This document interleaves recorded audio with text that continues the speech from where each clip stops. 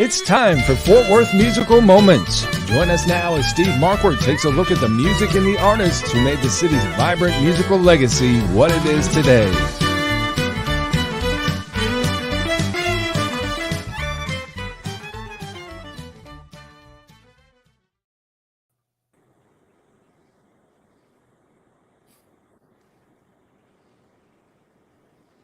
That song never gets old. Here we are. Welcome to Fort Worth Musical Moments. Brent Adams, along with my friend Steve Marquardt. And Steve, before we get rolling, I have to send out a very special birthday greeting to my number one fan, my mom, Kathy, who shows up faithfully every week. You know, it's another birthday, and she says she's old enough to know better, but still too young to care. So happy birthday to her today. We're just glad that she's one of our faithful viewers. Because Lord knows we need adult supervision. No question. She's going to be treated to a fun show today because we have a friend with us who's been toiling away in this crazy country music business for many years and is just now getting on the radar of the masses. And I'm excited for everybody to hear from him today. Yes, we've got Clarksville creative sound artist Kevin Fullen with us, and Kevin has been very successful with the songs that he's put out, and he's got some new stuff coming that it's been in the works for a long time. So welcome, Kevin Fullen. Hey guys, good morning to you. Thank you for having me. I appreciate you. Absolutely. He's got good audio, good video, and coming to us live today from Shepherdsville, Kentucky, just south, about 20 miles south of Louisville, Kentucky, right there between Louisville and on the approach to Nashville, Tennessee. That's correct. That's correct. Yes, been out here about 15 years. I actually grew up in Fairdale, which is a little closer. I moved out here years later. The size of the lots and stuff in that area are not much to it, but went to the same high school as Patty Loveless. Well, there you go. Yeah, I think she was only there a year, but she was there. That's our claim to fame there. That's our hero. Well, my wife went to the same high school as Lee Harvey Oswald, so. That's a great connection. So I just thought I'd throw that out there. Actually, I think he went there just for a few months, and then because they moved around a lot, But anyway, that's a whole nother show. Or maybe it's not. That's funny. Maybe we'll save. You love saying that, don't you? We'll probably save that for Larry O'Neill's Fort Worth Memories. There you go. Absolutely, yeah. Shout out to Larry and everybody on that page. He drops some gems every day. I enjoy seeing his posts in our news feed. Well, you know, Larry, and real quick, and then we'll get back to Kevin, but Larry is the reason why we're doing this show, or at least the catalyst of starting this show, because he reached out to me knowing what we were doing with music and asked if I wanted to do this and stream it through his portal, which has hundreds of thousands of viewers. So that was an attractive proposition to me. But Larry is... he's a jack of all trades, and he's got the most interesting story. I mean, his dad rubbed elbows with Jack Ruby and Benny Binion and all these kind of gangster like guys back in the 40s and 50s and 60s, and Larry was a bookie at one time, and then he straightened his life out, and now he's an entrepreneur, and he does all kinds of things. But he's all about Fort Worth, and heck, he was over the other day at the Pioneer Rest Cemetery, which is the oldest cemetery in Fort Worth, over there with a group of people mobilizing to get that place whipped into shape and help get it cleaned up with a friend of mine, Todd Norris, who's been over there working by himself for a long time. And I said, Larry, get over there and get with Todd, and y'all get that place, because those cemeteries are so important. I mean, you walk through that cemetery and it's like a history class, Oh, yes. And so Larry's always doing stuff like that, and always, he's got the ear of the mayor of Fort Worth and city council and all that. So he's a guy that can get things done. But we're just grateful to have a portal through his Fort Worth Memories thing to get us out there to a lot of Fort Worthians, and of course trying to build a fan base and a viewer base well beyond Fort Worth, for sure. Right. Well, you're doing a lot, that's for sure. And so Kevin, everywhere. Kevin, you're a stalwart of Clarksville Creative Sound and its predecessors. But before we get into talking about that, take us back a bit. How did you, where did music come into your life at? And how did you even try to pursue this even as a kind of a sideline gig?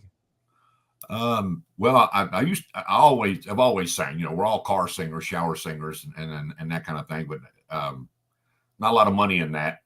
But as far as the country music side of it, going on trips with my family when I was young, and my mother's from this area, and my stepfather, which has been my father since I was 6, he grew up in Virginia, and we would go back to see family and that type of thing, and bologna sandwiches in a bread bag and the 8-track in the player, and you're in the back seat and you hear what he plays, which is back at that time a lot of the duets, the Conway Loretta and Tammy and George and Porter and Dolly, that a lot of that was what was on the 8-track player, and so we would sit in the back and fight over whose turn it was to sing Dolly's part and that kind of stuff. But that's kind of really where I got the interest in the country music part. The part of it of actually getting up and trying to sing or wanting to sing. We would be down in the country. I was telling you earlier, we used to go down and stay with some people in Glasgow area, and they actually lived in a farmhouse, which, for the hands, little 3-bedroom house. And on weekends and stuff, that guys would cut loose, drink beer, and somebody'd bring a flatbed trailer in and bales of hay, and the guys would get up and play instruments and everything. And I'd be in a house singing in the house where they couldn't see me. And then finally somebody seen me and said, "You need to come here and sing that song." And it was Don't Be Cruel. Elvis Presley's song was the very first that I remember doing. And I'm sure I butchered it, but the cute little 11-year-old kid out there, bah, ha, ha. And as I got older, I got more into the country music and started listening to a lot of the 70s stuff, and karaoke. Really, when karaoke was big in other parts, I was working in Little Rock, Arkansas one year, and it was really big there, going around doing karaoke all the time. And when I came here, it kind of followed shortly after that. So we would go out and do karaoke all the time. And a guy said, "Man, you ever thought about just trying to record and sing?" No, I'm not that good. He said, "Well, you're winning every daggone contest we come see." And the only reason that was true was because I knew more than one song. These people would come in and sing their best song right off the bat, and they didn't have anything that they moved forward. They were just guessing. So I had 4 or 5 songs that I could sing halfway decent, and I just sang them over and over and over each week. And that's kind of where that part started. Then I actually went in and recorded in '93, went down. Charlie Daniels used to have a place. Yeah, thank you for that. What a strapping fella. I had hair back then, guys. Boy, it looks like the Marlboro Man. Yeah, the Marlboro Man, exactly. I hate that shirt. I always have. It's full of starch. And I'm left-handed, and I'm holding that right-handed because they couldn't find a left-handed guitar. So anyhow, we kind of just started going down and trying to find some songs. And I went down, and Charlie Daniels had a place in Hendersonville and with a studio downstairs, and the guy knew them. So we went down and recorded a couple songs and brought it back here. And you didn't have the computer technology and all that stuff, so you had to give it to somebody. We had some cassettes made and started handing them out, kind of Loretta Lynn style, and they played it on a few radio stations. And then I don't know, 6-8 months later, I'm doing singing in piles of horse crud and cow crud at rodeos before the finals with Cripple Creek. That was the first get up on stage and kind of like a jamboree style. You got different artists at different time slots, and that's really where that started. And I got on a Ford Motor Company, went through divorce, and quit. Didn't do anything for 25 more years. I quit for 25 years. Wow. And I just started back in 2017, basically, to teach my grandson, who at the time was, I believe, 5, that once you start something, you have to finish it till you're complete with what your obligations are. And his response was, "Well, you quit singing." Whoa. So I was set up. His dad, which is just a big jerk. His dad's a jerk. I've got 3 boys, and he's my least favorite. So that's kind of how this started. So I did this. So I'll tell you what. I'll do a video and send it into America's Got Talent. You finish soccer, and that's where this all kind of started. Those kids will keep you honest. I remember my daughter now, she's about to turn 21, but when she was like 5 years old, we were we'd been out all day. She'd just gotten a couple of new kittens, and they got out of their little containment area, and we got home, and I was just so tired because we'd been some birthday party, and trying to keep up with a 5-year-old will wear you out. But we got home, and all I wanted to do was pull the covers back and get in bed and just chill, and pull the covers back, and I was all of a sudden the unmistakable smell of cat urine permeated my nose. I'm like, oh my gosh, they've been on this bed, and they've wow, oiled the bed. So I was biggest litter box in town. I was throwing the covers off that bed, and I was hollering, and I was, and finally my daughter just goes, Dad, she goes, even God can't hear you when you're yelling. They have a way of they don't have that filter. What comes out of their mouth is typically the truth, and they'll say it. Oh yeah. Anyway, so you talked about karaoke. And, the great thing about karaoke is if you get up and do it enough, it kind of gets you past that stage fright thing, doesn't it? Mm-hmm. Oh, I first started doing it, I was a nervous wreck.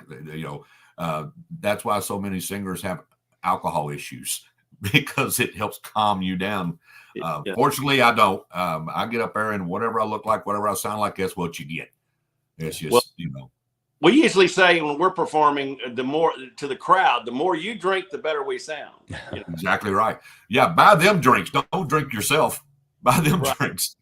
Right. But yeah, so karaoke, and the karaoke was great. I mean, I used to do a lot of that stuff too, and I had people kind of the same thing you did. People come up and say, "Hey, you're pretty good," and we'd win some contests here and there, and I wasn't content with singing the same songs every time. I wanted to broaden my repertoire, and so that I owe a lot to that to help me. By the time I got to where I was actually doing live music, I don't care. I stand up in front of 1,000 people, and you're either gonna soar or you're gonna go down in flames.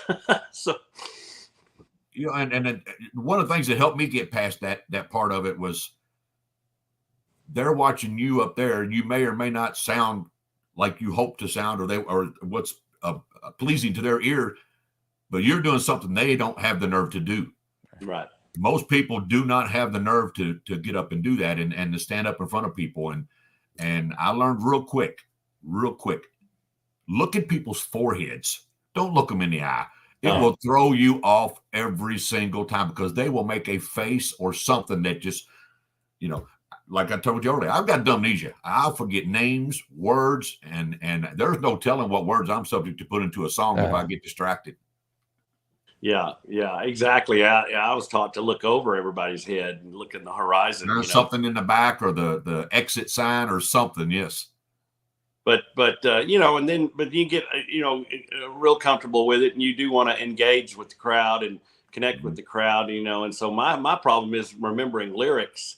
And my challenge to myself is to get to where I don't have to look down at a tablet that I can actually remember all the lyrics. And I have the hardest time remembering lyrics to my own songs that I've written. That's kind of weird. But yeah. Well, how often do you sing them? That's the thing. If somebody say, "Hey, sing that new song you did that Denver at this time Denver was out." I just looked at him. I said, "What do you mean sing it?" I said, "Sing it." I said, "I can't." Yeah. Why? Well, because I haven't sang it since we recorded it. Yeah. You haven't? No. Where am I going to sing it? I just hit play and listen to. So yeah, when you record it, and sometimes it'll sit there for a while, before you go back to listen to it or decide to do something with it or what have you. And if I don't have a lyric sheet, Kurt gets so mad at me about that. I got that sheet up in my face, and he's like, "Put that down. You don't know these words?" "No, sir." And my keyboard player, this guy. He's an old pro. He's so mad at me because you got to remember them words. You got to remember them words. I said, "Man, everybody's got a tablet on their mic stand now." He said, "No, that's cheating." Yeah, said, "You're right. It is cheating," but he can remember words to everything. He's got 600 or 700 songs, and he can just blow right through them and never forget the words. Yep. Kurt, I was listening to one of your interviews recently. In fact, this morning I tuned into an interview you did with Scott Weichel. I'm not sure when that was. It's been a couple months. Yeah, and you had talked about working with Kurt and how on the vocals, Kurt will really draw things out of you that you didn't know you could do, Yes, sir. which is the thing that really one of the many things that struck me about working with Kurt versus what I'd experienced before I found Kurt and realized I'd hit the jackpot. But boy, by the time you're done laying down your final vocals, it's exhausting. But the cool thing is, Kevin, you probably agree with this. When you sit and Kurt finally says, "Okay, I think you're done. Come on in here and let's listen," and Yeah, you you're know, right. And it's this big, huge sigh of relief yeah, because he'll just keep going and go. And people are like, now, how many songs can you do in one day? Well, it all depends. If I go to this place, I can do 5. If I go to Kurt's, I might get 2. yeah, Because he will go through the line, he'll one line at a time and make you nail it. one syllable at a time. Yes, and he'll just like, you need to enunciate. You need to enunciate. Well, you need to leave me alone for just that daggone minute. Let me catch my breath. Well, Kevin, if he's ever too hard on you, I'm going to send this to you. You put this on your phone and play it, and that'll get him to back off. You know what? That is the funniest thing I have seen. I love that you show that because that's. Did you know he was going to do that? Really? Well, when we were planning that, we were there and we just cut those songs and Lance Goodman, or our videographer, Sure. was there and Kurt said we need to get a couple of videos shot. We were just doing the standard studio stuff, which people like to see, and that's good stuff, and it's easy to capture, and he says, "What songs do you want to do?" And of course, Oklahoma was calling me. We knew that was a front runner, kind of lightning in a bottle type song. But I thought, well, another fun song to do. I wanted to capture the essence of the players that we had in the studio, and you can attest to that. It's amazing. Those guys create, and they're creators. They are unreal. So we had Lance in there, and I thought, this song is such a fun song. The song all started. I'll real quickly when we were up in the Smoky Mountains writing music, and we came up with the idea for that song because those guys, Kurt and John Castleberry, would get up at 6 o'clock in the morning, and I'd come rolling out of bed about 8.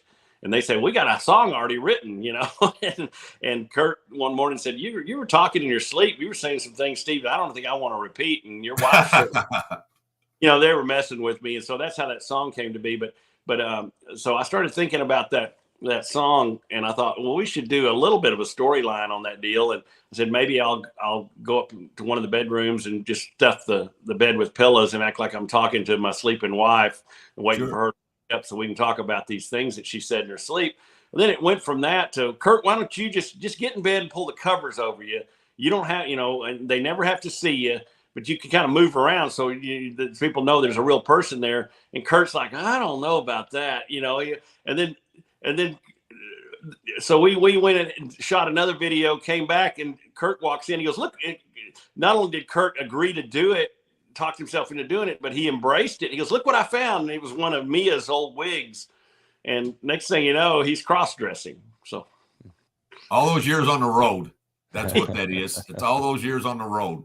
And of course, he said many times that some of those guys were really, really, Vernon Goss and those guys were really fun to be on the road with. So I can only imagine. But I hadn't seen it, and I didn't even know anything about it until he was doing your all show. That I guess it was the Monday night thing, and he showed that, and I was like, oh my gosh, the look on your face was just classic. It was great. With my wife, I showed that to my wife first time. She goes, "Who's at that bed?" And I said, "Just wait." "Well, who is it?" I said, "Just wait." And then Kurt reared his head up. She goes, "Oh my God, that's just I can't unsee that." Every week I say I'm going to lay off it because it's going to get old after a while. But every week somebody tees me up, so I gotta. You got right at your fingertip. I gotta deliver. But you got your finger on the pulse. But I digress. One of the things I wanted to ask you, Kevin, was you talked earlier about taking some of those earlier songs to radio stations. What was it like the first time you actually heard one of those songs on the radio? It was 6 months after they were playing it before I actually was in the car when it came across WAMZ. Oh, wow. And I caught about 3 seconds of it. And at that time I worked as a claims adjuster at Humana during the day, and at night I worked at the big honky tonk here at Coyotes. Right.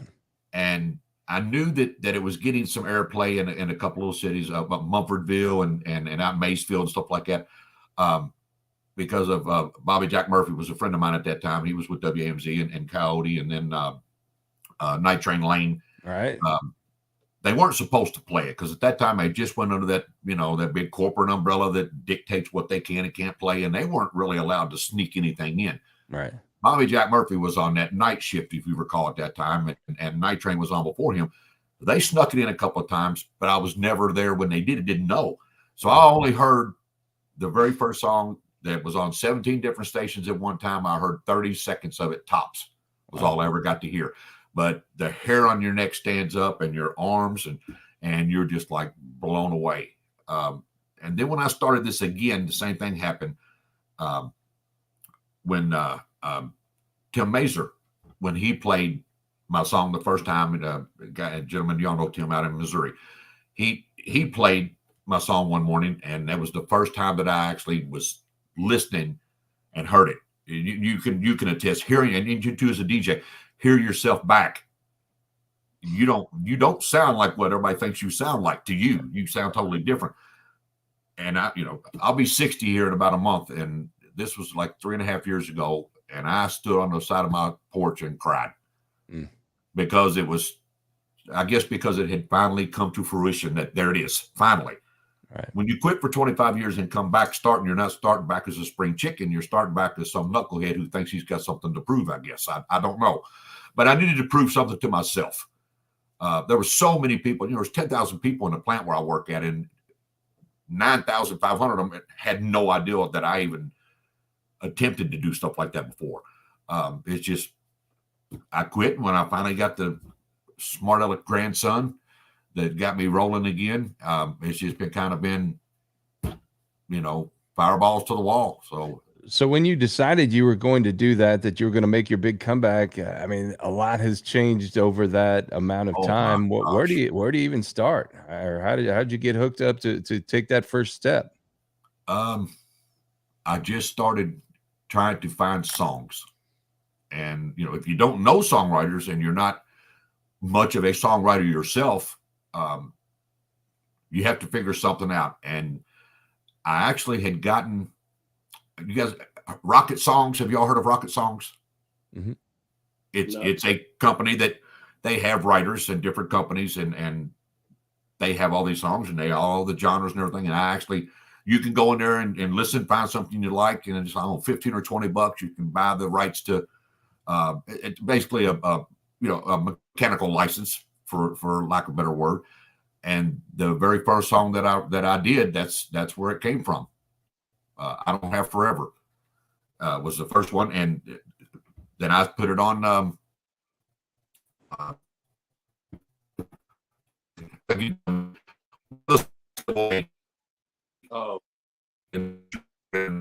I can't remember the name of it now, but that's kind of where it all started. And then I actually ran into I put an ad on Craigslist and different places to try to find musicians to try to start trying to put 2 people, 3 people, 4 people, whatever.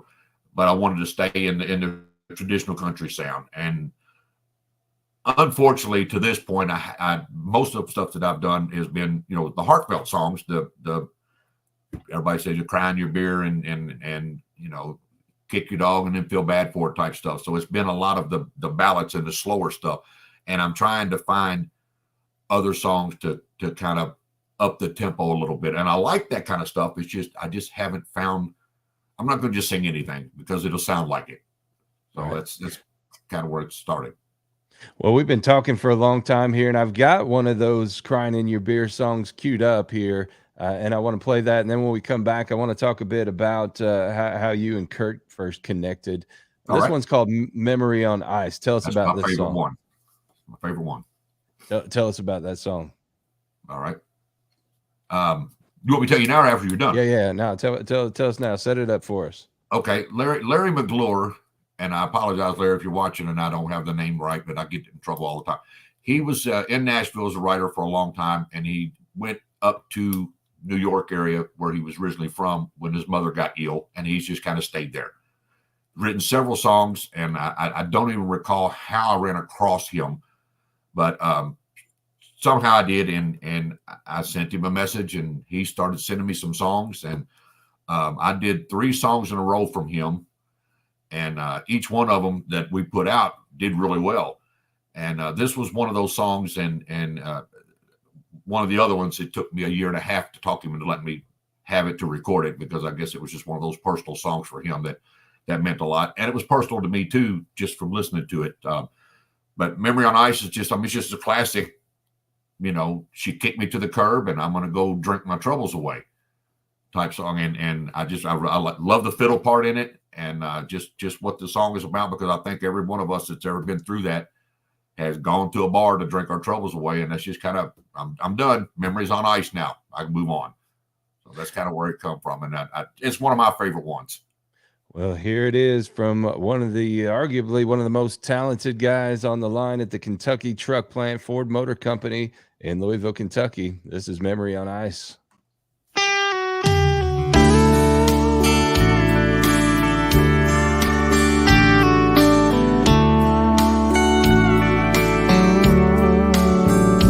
As I sit in this bar with you on my mind, jukebox keeps pulling out each tear that I'm crying. It hit me by surprise when you said goodbye. All the good times we had run through my head, and all of those words we left unsaid. But tonight I wanna miss you, baby. Gonna put your memory on ice. Let the steel guitar warm my heart. Let the fiddle cradle my soul. You're never gonna know just how hard it is to let go. Without your love I finally see, as every drink is soaking into me, they drown my misery and put your memory on ice. The songs keep on playing, it's raining outside. Lovers are dancing, holding each other tight. I think I'll have another round before I say goodnight. Let the steel guitar warm my heart. Let the fiddle cradle my soul. You're never gonna know just how hard it is to let go. Without your love I finally see, as every drink is soaking into me, they drown my misery and put your memory on ice.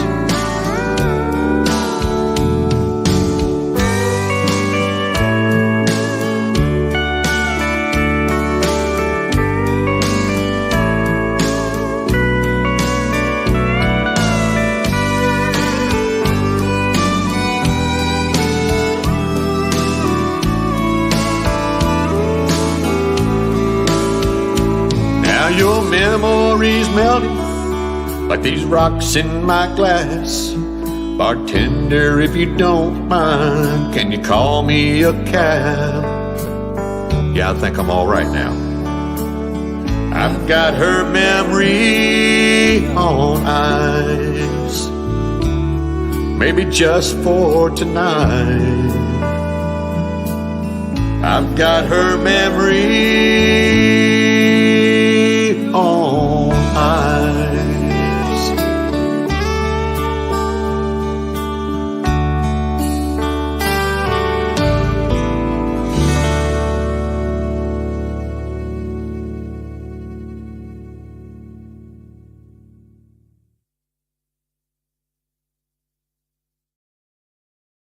I told you that's country. That is. Thank you, guys. I appreciate that. Great stuff. Well, before we went in to listen to that, I brought up your partnership with Kurt Ryle. Tell us about how he got on your radar and how that whole relationship evolved. Oh golly, most of the stuff with Kurt, somewhere in the conversation, Dina Wood's name comes up. That's how I had recorded another one of Larry's songs, and I had been trying for about a year and a half for somebody in Texas to play my stuff. You know, I knew that the traditional country was, you know, that's where the biggest market is, and I knew I needed to get somehow there, but I wasn't having any luck with different promoters and stuff that I had that were using. Just didn't have that connection in Texas, and I ran across Dina. Don't even recall how, and she and I got to talking back and forth on Facebook, and then we got on the phone, and she said, "Well, you need to send that to Billy Bowles." So, long story short, sent it to him. He did a Saturday premiere of it, and was getting pretty good feedback on airplay and stuff there. And then I had gotten nominated for a couple of categories on the Academy of Western Artists Awards, and it was in August 2 years ago. My wife and I were in Gulf Shores on vacation, and phone starts beeping about 2 o'clock in the morning. And anyhow, I had won Pure Country Song of the Year with that song, and I talked to Dina a couple of times about it, and I started getting phone calls later that week, emails and phone calls from all these different supposed record label people, and you know, we want to sign you to this, we want to sign you to that. I'm honestly 11 in 5 days. Wow. So I called her and I was like, I know this is all because of that award, and I'm sure there's a blanket thing these people get your name sent to. She said, send them to me. So I made copies of it, sent it to her, and she called me back. She said, I'm at dinner right now with an attorney that handles that type of stuff.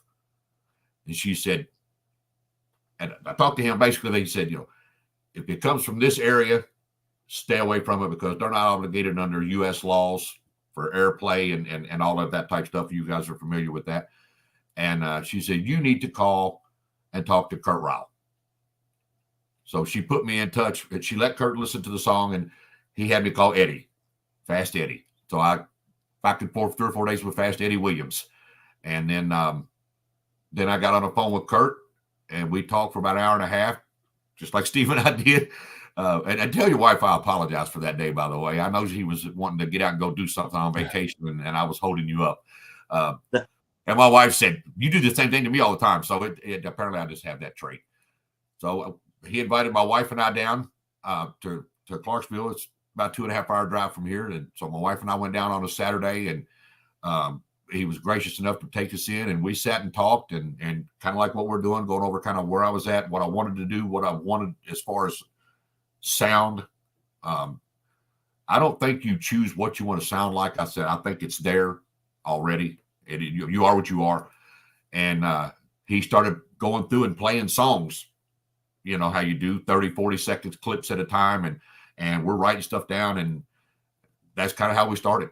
I went in and recorded a couple of his songs, and I still go back and listen to those. And I know he's got some songs from a gentleman that's not with us anymore. And I'm not even going to tell you who it is because you'll be trying to get them from him. I know you are. He's got a folder of Freddie Hart written songs that I'm trying to get some from him. I've recorded one of his songs, and I'd like to hear some more of his. I was told through the grapevine that he's got a bunch. So he's acting like he has no idea what I'm talking about, but whatever. So I'll get him eventually. But that's kind of how I got in touch with Kurt. And he's been I've had some guys helping me over the 4 years, 5 years we've been back at this. That's been really instrumental in things. But as far as the studio and pushing you and telling you, I don't think that's a song that doesn't sound like a you song, and you need that. You need somebody that's not going to just be that, oh man, you're great, because everybody, is going to tell you, not everybody, but a lot of people are going to tell you that just to tell you that. And you need people that are going to tell you the truth. And if you stink or you don't sound good, they have to tell you, because you keep going on thinking that you do. So he's one of those guys that will keep your feet on the ground and keep you humble if you start thinking you're bigger than what you really are. And he will put you bigger than what you really are just by the way he goes about what he does. And it's amazing. But he doesn't wear a wig very well. He doesn't do that very well. So that's how we kind of got going with Kurt and everything, guys. We had Dina Wood on our show last week? Yeah. Yes, sir. Last week.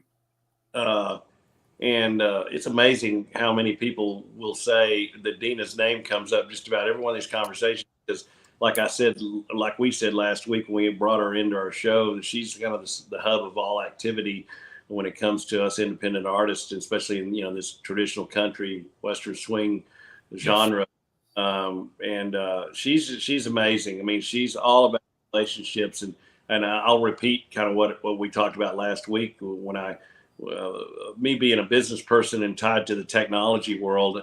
Well, one of the first things I realized when I saw her, what she was doing, and saw her platform, I said, Dean, that I could get a tech guy in here to completely revamp your dashboard to where it be self-serving, where somebody wants to download a song or upload their music on Indie Express, they can just go in and upload the songs, pay right there. You never have to touch them. And she didn't like that. She goes, I want to have contact with these people. This is how I get information. That's how I keep my finger on the pulse of everything.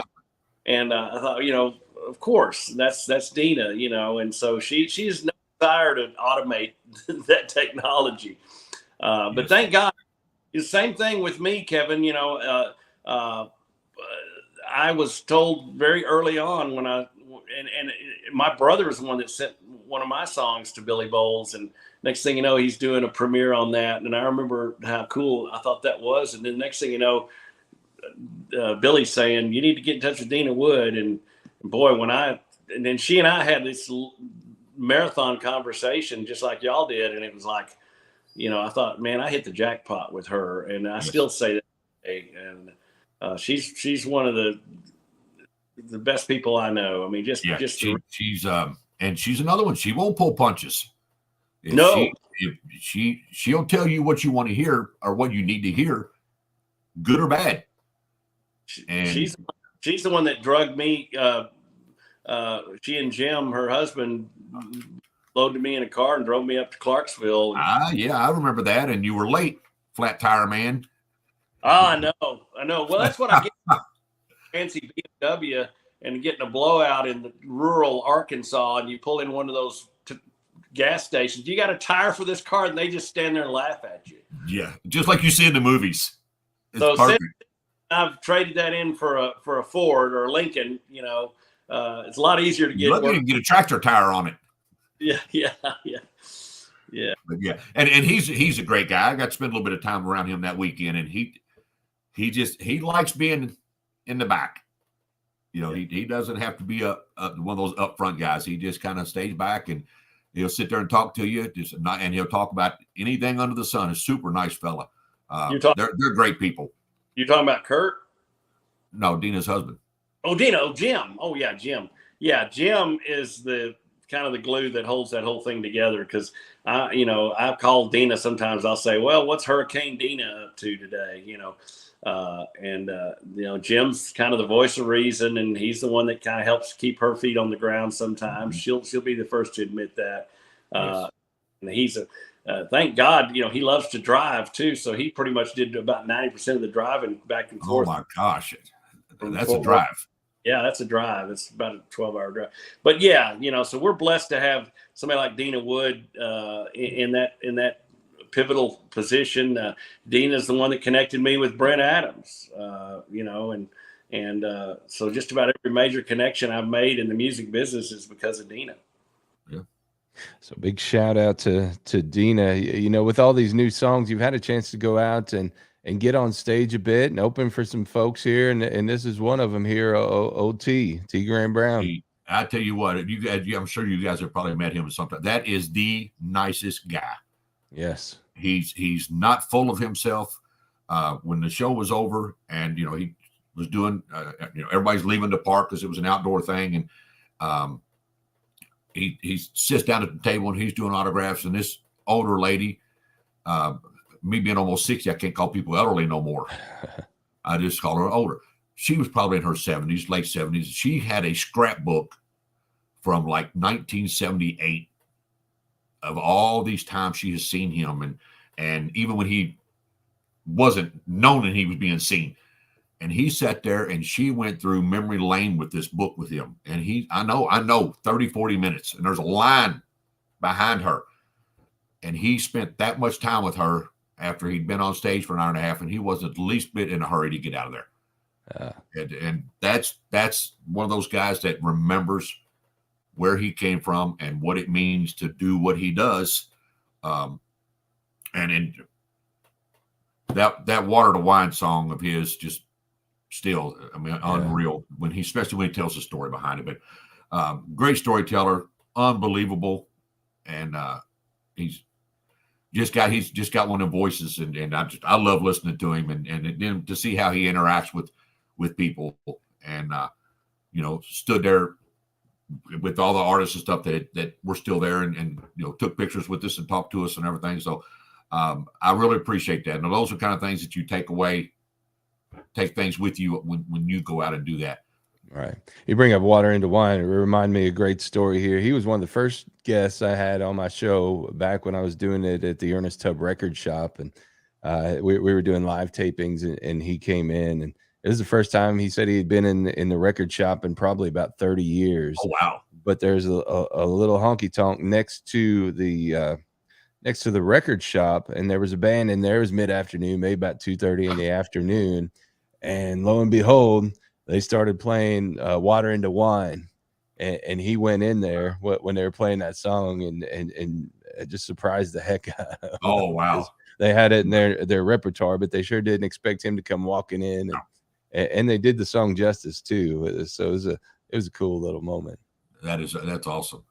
But yeah, years ago when I was doing this, I was fortunate enough to be in the right place at the right time, and a local band that opened for just about everybody that came around. Their lead singer had throat surgery, and I kind of got thrust into taking his place on occasion. So I was able to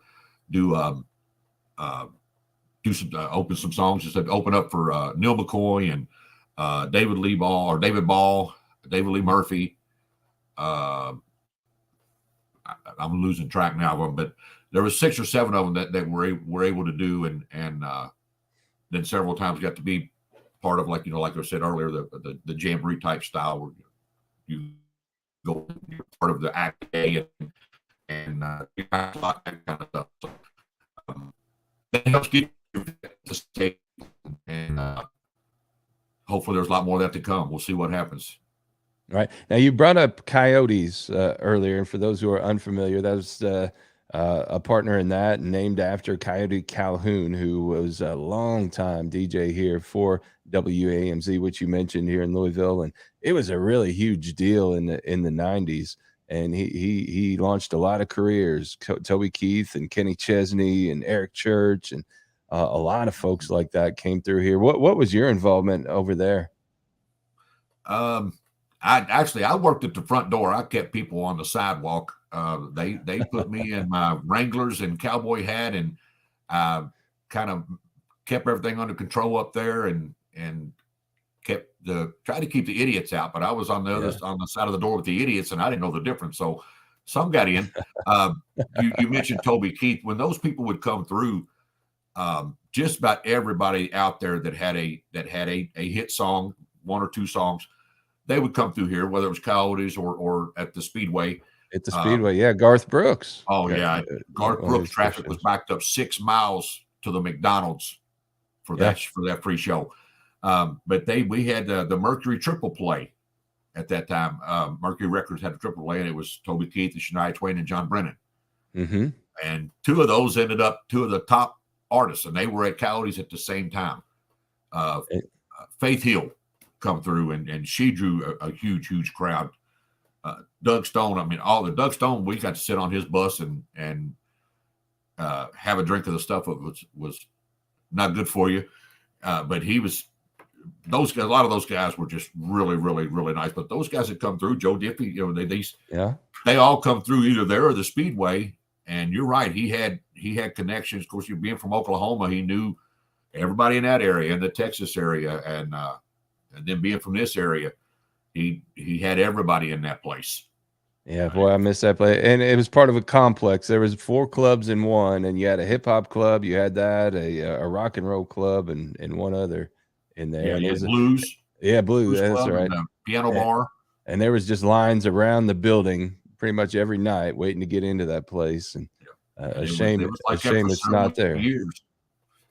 You know, and they come in competing with 8 or 9 really big honky tonk, big dance floor type places at that time, and really one of the owners was an entrepreneur. They were smart. They had a guy that was a retired police officer, so they kept those. And you had this guy, Ward Plauché. Yes, Ward was your bar entrepreneur, nightclub guy, and then you had Colin was a retired police officer, and then Don Blackburn was an attorney. Yep.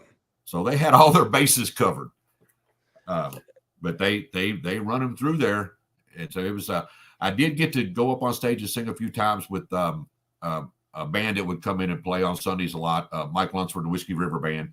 Right. He probably is the one who pushed me to that performance side of it. Brought me up there, and they went up and talked to him and said, "Hey, this guy sings. He's always at the front door. He never shuts up. You get him up here with you to sing, and that'll shut him up." Well, that didn't work. He'd come up there and he said, "You know your Keith Whitley song?" I said, "Yes, sir. You name it, I'll sing it." So from that point on, for the next 3 or 4 years, anytime I would go anywhere they were at, he would bring me up on stage and sing with him. Super, super nice guy. Had nothing to gain by doing that, obviously. It probably had more to lose than bringing somebody up and singing and just really butchering the song doesn't make the band sound good. But he always did one of my favorite songs of all time. And While the Feeling's Good. And I told him, I said, if I ever get to the point where I can record and do that kind of stuff, can I record that song? And it really wasn't even his. Freddie Hart's the one that wrote it. And he wrote it for Kenny Rogers. Kenny Rogers recorded it. It was a flip side of a 45. And then Wayne Newton recorded it, oddly enough. And then he finally said, "Man, if you want to record it, you record it." So I recorded it, but I had to hold on to it because I couldn't get rights to it to do anything with it. It took me over a year because everything had gone into archives and you know how all that works. You can't always just get hold of BMI and track a song down. You got to go to that other place, and I can't think of the name of that. It's a guy's name, but I finally got it. So that's all of that kind of started with Coyotes and Mike Lunsford and his group, and here we are. So being where you are there in Shepherdsville, Kentucky, there's another special place there, the Shepherdsville Music Barn, which is operated by Gary Brewer, bluegrass fame of Gary Brewer and the Kentucky Ramblers. Have you ever had a chance to play on that stage, or is that? I used to play there years ago when the Reed family owned it. I was there probably once a month between there and I would just, they had 2 in Mount Washington. I just kind of made my rounds every month. And then when I quit and got back into it, you know, Pat Portman's the MC there. And I've gone in and auditioned and I've talked to her several times and I just haven't been able to get my foot in the door. And once they get that rotation, it's hard. Joe Ray Sproul's Lincoln Jamboree. I used to go out there and all I do is come in and he would get me up. Of course, he's not with us anymore, but some of the other places have closed down. You had several different ones, and these people that are the regulars, they just they're doing what I did back then. You just make your rounds, and it's hard to break in that cycle. So I haven't, and it's right down the road from me. So I haven't been in there other than go to a show a couple of times and go in and audition 3 or 4 times, but I haven't been called back and. So I just tuck my head between my legs and go on home.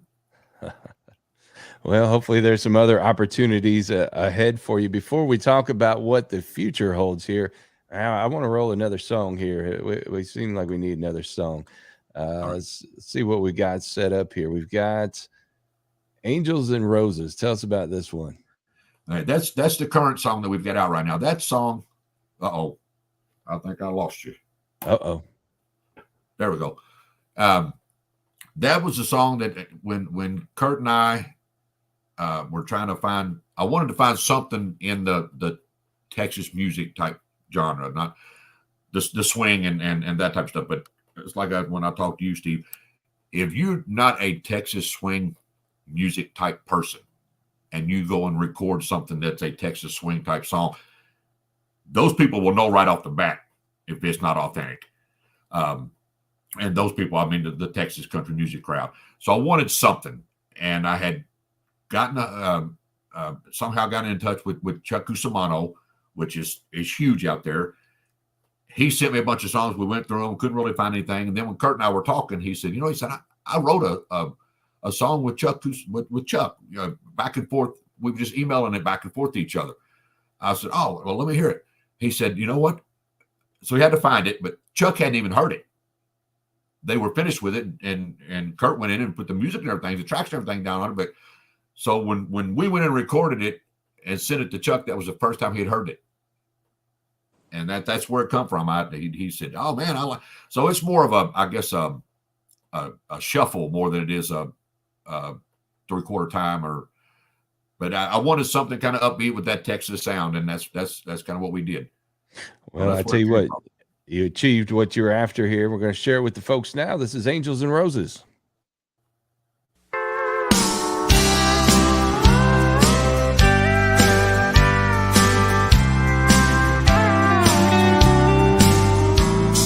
Certain sounds and certain smells stir memories from long ago. From love's gone wrong to loves that last and songs that don't grow old. Sweetheart, I find you come to mind when roses bloom in spring. Or when I hear twin fiddles here, I hear angels sing. Angels and roses, take me back to yesterday.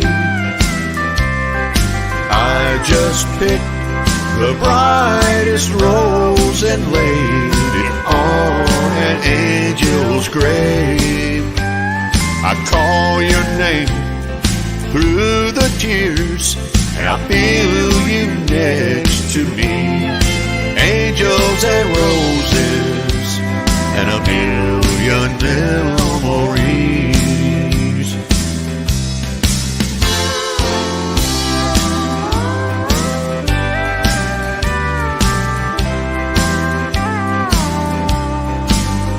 I recall your favorite roses were burgundy like wine.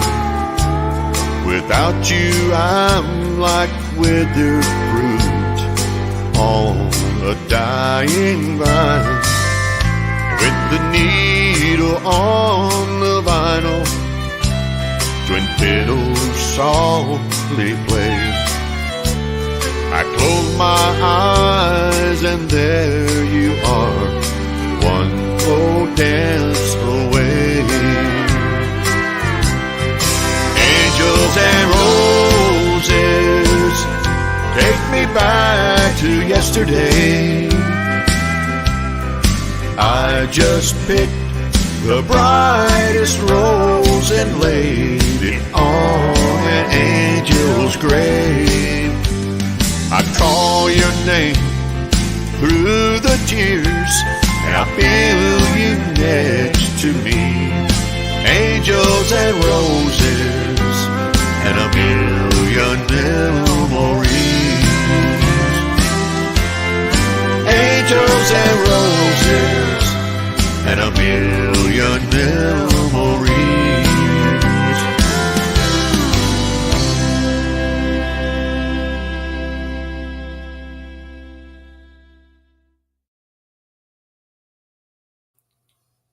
I'll direct this question to the big boss here. After listening to that, what does the future of Kevin Fullen hold, Steve?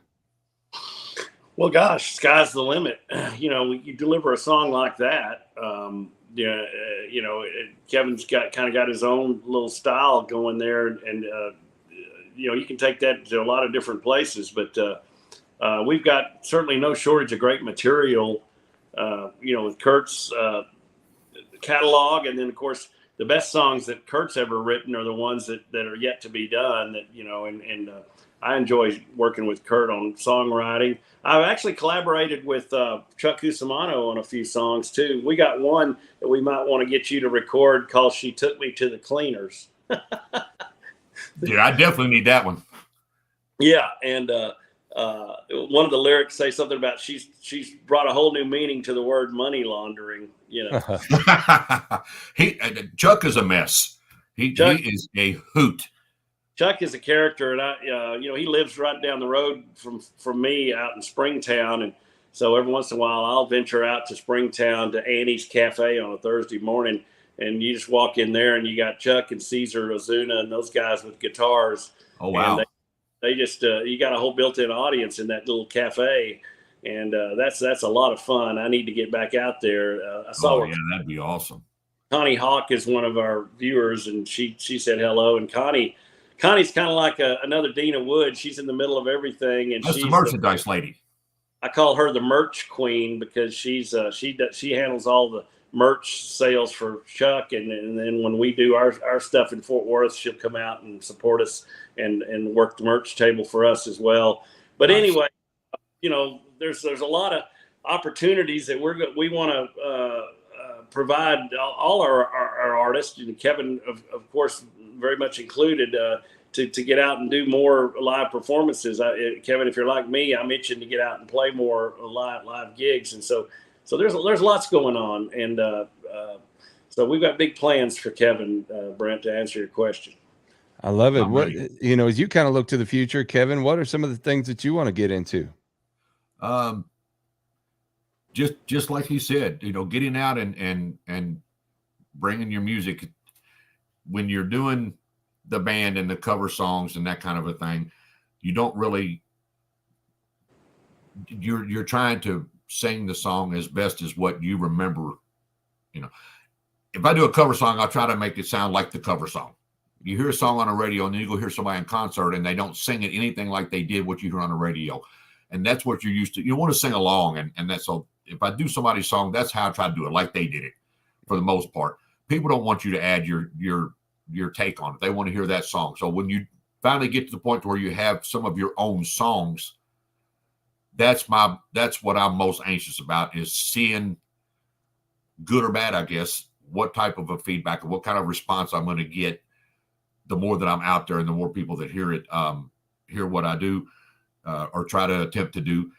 So that's what I'm most excited about is more people hearing my music and seeing the faces and the responses and remembering what it was like being where the people that out listening are doing. So and trying to build up a following.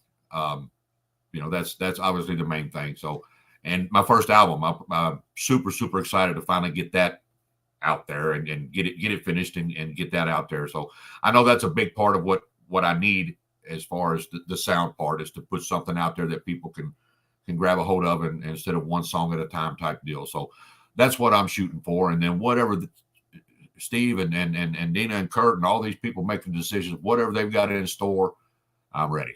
I just not going to wear a wig. So when you came back for this second iteration of a career, was there any concern that, hey, maybe nobody is going to care, that this is not gonna land with people? And once you got that reception that you're getting now from the music, man, how does that make you feel? It feels like you're on the right track to me. Yeah, it's been a huge, huge blessing. I've got people not like Kurt and Steve that will keep me grounded, but I got people here in this house that if I start getting too big for my britches, they hand me the dish rag and say, "Okay, tough guy, here you go. Finish them dishes and sing to yourself because we don't care." So they never. I'm usually pretty humble. I brag about what I'm doing and stuff to people and tell people about it. A lot of it is more telling them than bragging, and they might take it that way. And I've had people tell me shut up. But when I first started trying to get back into this, having the confidence and feeling comfortable enough that people want to hear what, the traditional sound that I prefer. And they all say they want to hear it, Steve. I know they all say they want to hear it, but none of them want to pay to hear it. Well, there is none that. of these nightclubs and bars and, the honky tonks and stuff we had here are gone.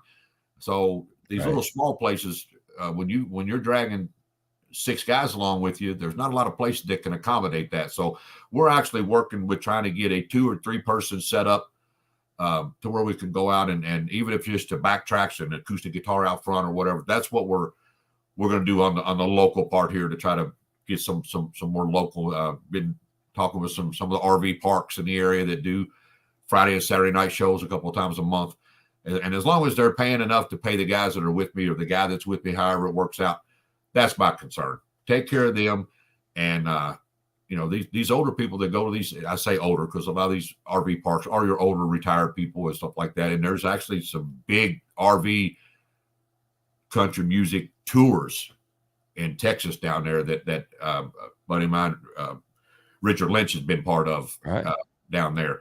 So something like that, might be nice to get down there. There's so many of them in a short span. It's not, everybody doesn't retire and go to Florida. Right.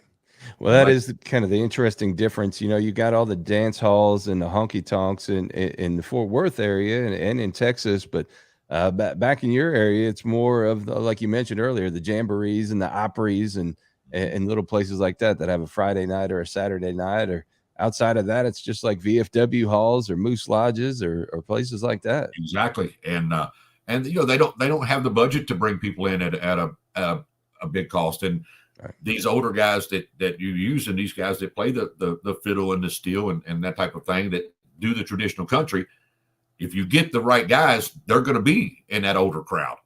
Right. And they're used to what they paid in the 70s and 80s as opposed to what they're paying now. And it's really difficult. And we've gone through in 4 years, probably about 70 different musicians, which apparently it's not uncommon. I'll talk to people. It's like, that's nothing, child. So we're going to keep plugging. We're going to figure out. I think I know what my niche is. I know where I'm at with that. And I know a lot of what I need to do. And it's just a matter of Richard Lynch probably gave me the best statement I asked him when I talked to him for 2 hours. And then we did the cruise, 7-day cruise with the guys. And I was talking to him one day and I said, what kind of advice do you have for somebody that's trying to start out, especially at my age, when the look's important. That's where the 90s kicked in. You had to have that look. They didn't really care what you sounded like. And the money, he said, is never going to happen if you don't get your butt off the couch. Right. And he's right. You can sit back and say, I wish. And that's my ultimate goal. I don't want to look back and say, I wish I had. So starting over has been a chore, and I'm learning more every day. And Steve, with you and the people and even Brent with you doing what you do, you guys bring a whole different piece to the puzzle that as a group. You're getting an individual in different places, but for you guys to all come together as a group is huge. And I'm glad that I'm here at the beginning of it, and hopefully I'm able to stay, because there's a lot of people out there that even more so every day is going to find out what it is that you guys are doing, and they're going to be kicking the doors down.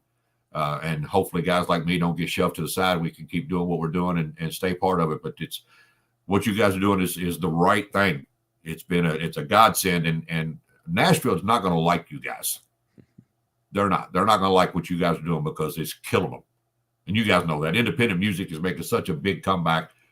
This current country music thing that Nashville is pushing is really hurting them, and the streaming and this type of thing is taking over, and you guys are right there on it. So I can't thank you guys enough for what you do, and Dina and Kurt and all the people Billy Bowles, the people that played me when nobody else would. So I'm very, very blessed, and I thank you guys very much. Kevin, you talked about, the look, having that look, and that was true in the 90s, especially in the early 2000s. But with guys that are breaking on the scene that are huge, like huge literally and figuratively, like Luke Combs and then Tyler Childers, and those guys are pretty rough looking. And Luke Combs, is certainly not a picture of physical fitness by any means. Then you got this Jelly Roll guy that we're hearing a lot about. That gives guys like us a lot of hope that it's not all about. It sure does. Sure does. He's the Jelly Roll guy. When they first started, the first few times I seen him, they started coming into the country scene and was being seen everywhere. He is one of the nicest guys when you listen to him talking in interviews and stuff like that. And this guy appreciates because he's gone through some really tough things and obviously brought on himself. But, the tattoos, they ask him about the tattoos. He says the silliest, stupidest thing I've ever done because they're there. On the face, I mean, the rest of it stuff, but the facial part, and he's so humble, and he does a lot for people, from best I could tell, different interviews and stuff you hear about him. So, God bless him. Yeah, he's got a pretty amazing story. Our mutual friend Steve Oliver, who we're working on some projects together. Steve is pretty good friends with Jelly Roll, and talks about how humble he is and how grateful he is just to be still on planet Earth, and doesn't take anything for granted, and is just one of the nicest guys you'll ever meet. So we're hoping that all of our paths will cross soon with that connection. But you're never too old to reinvent yourself, Kevin. And when I have my old high school buddies and I'll get together, they say, "What the heck are you doing, Steve? Trying to be a music star?" I said, "I'm not trying to be a star. I'm just wanting to get my music out there. God gave me a gift, and I can't deny it anymore. I fear robbed me of putting it out there for years." And I said, "You're never too old to reinvent yourself." So just remember that, Kevin, and you're never too old to broaden your horizons and wear a wig. So, well, I'll let Kurt do that. that still is just hilarious. Just hilarious. Everybody has their limits. They sure. Kurt will tell you that he never dreamed he'd be doing something like that till I came along. I have a way of talking people into You guys have a way of dragging the best out of each other, don't you? I guess. Yeah, we become. You got to have fun with it. You got to have fun with it. We've become pretty darn good friends. My wife calls it a bromance. Yeah. And yeah, that's what it is. I mean, my wife says it all the time. She said, "I don't have a lot of close friends. I just the way things have just worked out over the years. I kind of keep a lot of stuff to myself. And the more friends you got, the other. It cost me my first marriage, running around and carrying on and acting silly and all that kind of stuff, and drinking and carrying on, and they get tired of being home after a while. And this one here, she's the social butterfly. She's off running around doing all kinds of stuff, but she does so much for charity and everything. The Hope Scarves, the women who've beaten cancer and stuff. She's on the board of that. And I don't know how she does all the stuff she does, but she's a bucket of energy. So, you know what? I'm at home and I'm usually doing things here and trying to spend time with the grandkids who live about 90 miles away. So this is where I need to be. And I do what I do, and she's supportive of it. She's never said, no. You're not doing it. Well, let's say that I was going to buy a big tour bus one day and got nowhere to go in it, but I was going to buy one. She said, no, you're not. Okay. Yeah, I know that. My wife's always talking me off ledges. It sounds like you and I both hit the jackpot. So yeah, I did. I'm very blessed. She's the smartest person I know, and everybody's like, she ain't too smart. I said, wait a minute, I'm a catch. I might be a throwback, but I'm a catch. Yeah. I'm a catch and release. Well, everybody who's watching, make sure you go find Kevin Fullen Music on Facebook and keep tracking his career. Also, ClarksvilleSound.com. You can find out more about him. And Kevin, thank you so much for taking this time to join us here. We've enjoyed it, and hope you come back. And we're going to be with you every step of the way here. Yeah, I'm excited. I can't wait. I really appreciate what you guys are doing, and thanks for having me on. I get long-winded. Sorry. I guess if this doesn't work out, I'll be a politician. I don't know. That's what everybody said. You got the gift of gab. I said, well, you asked me a question. I think you're in a far more noble profession here. So we'll keep doing what we're doing, and Steve, I know you're a busy man. I know you got a lot of things going on, and it's got to be tiresome to you, but all of us under you, super, super grateful that you do what you do. And Brent, you too. So I appreciate it from the bottom of my heart.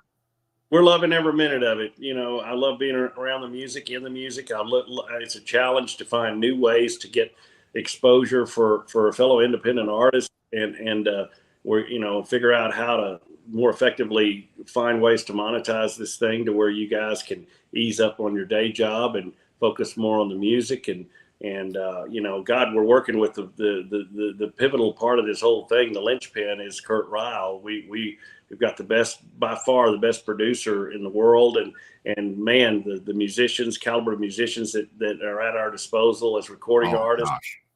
I just pinch myself, and I know you do too. You know, I was listening to that last song. I was listening to that steel guitar. Is that Tommy White? Yes, sir. Yeah, boy, it doesn't get much better than that. No, it doesn't. And what amazes me, and I'll try to be brief, these guys show up, sitting in the studio, he'll play the song, and they don't warm up or anything. They tune up, play it, he gives them the number sheet, and they just start playing it. It just blows me away. And I'm sitting there listening, and you're supposed to be singing. Oh, I thought they were warming up. No, they don't do that. They don't rehearse it. And then, of course, when they're done and he goes back and lets these guys go back and cover parts that they wanted to listen to. You've been there with Wanda Vick. She is the master, and she will not leave until she's got what she wants it to sound like. And they can tell you where at it they were at. And I don't know. All that stuff is just Greek to me. I just go in there, and when I hear it playing, when it's my turn, I just start belting it out. And if it either works or it doesn't, but he's and the people he's got around him, those musicians, and then himself, and then now you guys and stuff, all part of it. I know he's overwhelmed right now, and I'm sure you are too. But he's gonna get the help he needs to do what he needs to do, and then when he does, it's just gonna explode, and it's coming. Yeah, we're getting there. You know, watching Kurt manage that whole process, and Brent got to come down and witness that a few months ago. It's like watching an air traffic controller at the busiest airport in the world. You know, and he's amazing. Efficient he is at managing that process. And the cool thing too is these musicians are different than live performance band musicians. These are guys that take a piece of music they've never heard before, and they create these memorable and really cool riffs that make these songs so unique and so memorable. And that there's a real art to that. And got the best. I mean, he brings in the best. They love coming there, working for him, working with him, so it's just a great atmosphere. Every single one of them will stop and talk to you like they've known you forever. Oh, yeah. I mean, I'm taking pictures. I'm like, can I take a picture? Can I take a picture?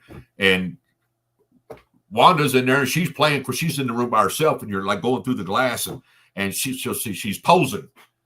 And I actually had her in the studio with me a couple of years before that at a different place, and she remembered. She couldn't remember my name, but she remembered me, and she did the Mike Lunsford song. She did this. She was in on the track on that. So, her and Andy and those guys. But yeah, they unbelievable. The people he gets in there, and they'll come in there and they knock it out, and they'll hang around and eat donuts and. She's always the last one there and always the last one to leave out of there. And those other guys, man, they stand outside and talk to you like they've known you forever. Yeah, and they don't leave until it's they grind on their parts. They make sure that they get it as good as it can possibly be. And Wanda in there doing her thing and kind of quietly, and and she'll sit and visit with you. And then Saturday night she's at the Grand Ole Opry on stage. I mean, yeah, exactly. You got a guy Dane Bryant. Producer. I mean, doesn't get much better than that. So, very fortunate. It's we're very fortunate to have that Kurt kind of in the middle of all this. He's the thing that makes this whole thing work. Well, you bring up all those people, and before we get out of here, we want to make mention of a recording session that's happened this past week.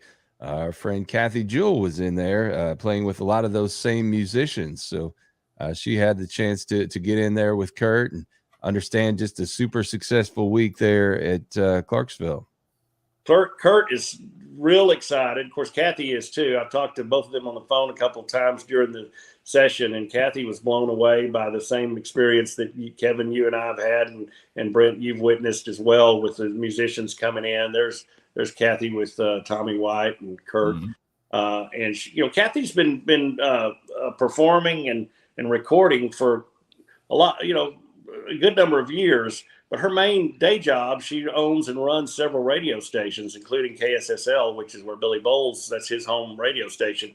And so it's really difficult for Kathy to get away to have enough time to work on a project like this. And so she finally just cleared the decks, and she and Kurt had gotten together and wrote a bunch of these songs together a few months ago. And so to get back up and then get these things in the can, so exciting. And Kurt said, man, we found range in Kathy's voice that she didn't know she had, and I wasn't sure she had either. And we, like Kurt does, he kind of pushed her right to the edge, and she responded beautifully. So I cannot wait to hear some of this stuff from Kathy. She's got such a great voice, and she's just such a good person.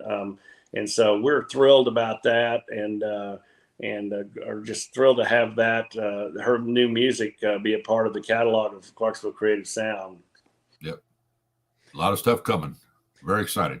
And one other thing we have to close the loop on. A couple of weeks ago, Steve, we memorialized the great Tony Bennett, and you had a chance to dig up from your archives the photos of your encounter with him. Yeah, this was back in 2003. I was in my father. And my brother and I, that's Mike on the right, to the right of Tony. My father loved to go and play blackjack at various casinos. Of course, he loved Vegas most of all, but he would make trips periodically to Shreveport and had a deal at the Hollywood as a high roller. He got a lot of free stuff, and he goes, I was offered some tickets to Tony Bennett. He goes, do y'all want to go? And I said, you're darn right I want to go. It was one of my bucket list guys, because Tony's one of the last of the, as Frank Sinatra would say, saloon singers, and even Sinatra said that Tony Bennett at one point had the best voice in the business. And Tony just seemed to have he just got better with age. It was really a weird deal how he just, his voice just got better and better and better, right up until he got afflicted with dementia and Alzheimer's, whatever he had that took him out. But I mean, he was like fine wine. And so to go, not only to go see him, and we had great seats, but then get invited backstage. And my brother and I got to sit on the couch in his dressing room for about 45 minutes and just visit with him. And he was just as gracious and down to earth, hey, how you doing? Tony Bennett, the big smile, and he had on that suit. If you go back to that suit, man, it just glowed in the dark, but just what a classy guy, and what a gracious guy. See that suit on the right there? He's on stage. I took that picture, and I didn't have to zoom in much. We were right up close, and oh wow, what a class act he was. And so I treasure that moment, and will forever. And we lost a great one with Tony, but boy, he had a long and such an admired career, and he got to collaborate with all kinds of folks and he's the one that made me realize that Lady Gaga was actually very talented too, because they be good friends. What an unlikely pairing, very odd. That's what it takes sometimes. So that's thrilled. So I was glad to found that picture. I wanted to get that back because we talked about that a few weeks ago. So thanks for showing that. Yeah, great stuff. Well, I appreciate everybody joining us today. Want to remind you, Road Stories with Kurt Ryle. We had to postpone it this past week. We are tentatively on here for this coming Monday, August 14th, 8 p.m. Central. Stay plugged into the Kurt Ryle Road Stories Facebook page and the Clarksville Creative Sound Facebook page, and we'll give you more details on that as we get closer to Monday.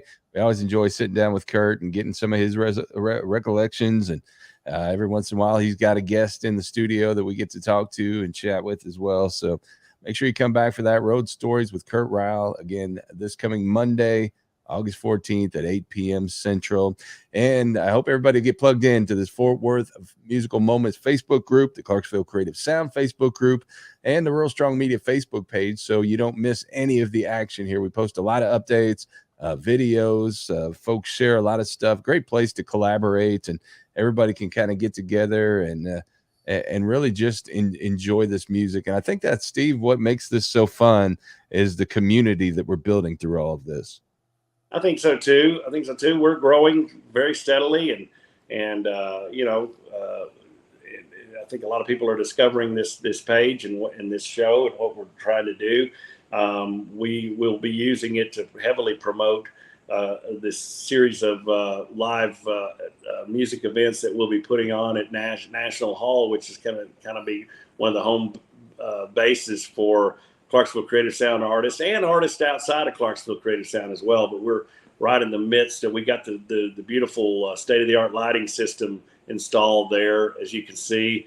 And then this next week, they're bringing in all the sound equipment. We have a sound system going in there that was designed specifically for that hall, and Clarksville Creative Sound kind of financed that thing, and in return, we're getting use of that hall pretty much on an unlimited basis. So we hope to be bringing a lot of we're going to put our heads together, and all of our artists, we all want to talk about, creative ways we can bring music out there. I think the Jamboree thing is something that we'll be doing on a regular basis. We'll be bringing in all kinds of artists, and it's going to be a lot of fun. And I can't wait for that sound system to get plugged in there. And then, of course, we've got the birthplace of Western Swing Festival in November 9th, 10th, and 11th in Fort Worth. Looking forward to that. I'll be going up to Ruidoso, New Mexico at the end of this month and doing a little bit of performing with Steve Oliver and Nikki Nelson. Nikki's the lead singer for Highway 101, and then her band Highway 101 is going to take the stage the third night that we're all together up there at the Alto Country Club Performance Hall, which is a really impressive auditorium. And so a lot of cool stuff going on, but looking forward to getting out there and doing a lot more live stuff. Well, this show automatically archives, so if you missed any of it, make sure you go back. And when you're done with that, I would love for you to go check out Rural Strong Radio, which is our 24/7 streaming radio station, found at ruralstrongmedia.com or on the Live 365 streaming radio app. It plays the best in traditional country music, Western swing, and bluegrass with a little Southern rock and inspirational. A lot of great things happening there on the station these days, including on Sundays when we begin at 9 a.m. Central. We feature two great programs coming out of Texas. First, from Vidar to the World, it's Robbie Lynn with Sunday's Kind of Country. Robbie plays 3 hours of great inspirational country music from some legendary artists and some independents as well. So we would love for you to check that out. Great way to fill your soul and get the week started. And then stick around at noon Central. It's Billy Bowles with Billy Bowles Swinging Country. We talk about him a lot on this show because he is one of the torchbearers and one of the guys that brings a lot of this new music to the fore. And he is along with 2 great hours of traditional country and Western swing music. We play that again on Tuesdays at 7 p.m. Central. So if you miss any of that, you can catch it then. So catch it on Sunday, catch it on Tuesday, but make sure you check in with Rural Strong Radio. Find it at ruralstrongmedia.com or on the Live 365 streaming radio app. Well, I tell you what, we've taken up enough of your day, so we're going to get on out of here. So for Kevin Fullen and Steve Markwart, it's Brent Adams. We hope you have a great week and join us back here again next week at the same time, 10 a.m. Central for Fort Worth Musical Moments. Have a great week, everybody. It's time for Fort Worth Musical Moments. You've been watching Fort Worth Musical Moments, a production of Rural Strong Media and Clarksville Creative Sound, copyright 2023. Please join the Fort Worth Musical Moments Facebook group and join us each Friday at 10 a.m. Central as we introduce you to another key figure in Fort Worth's musical heritage.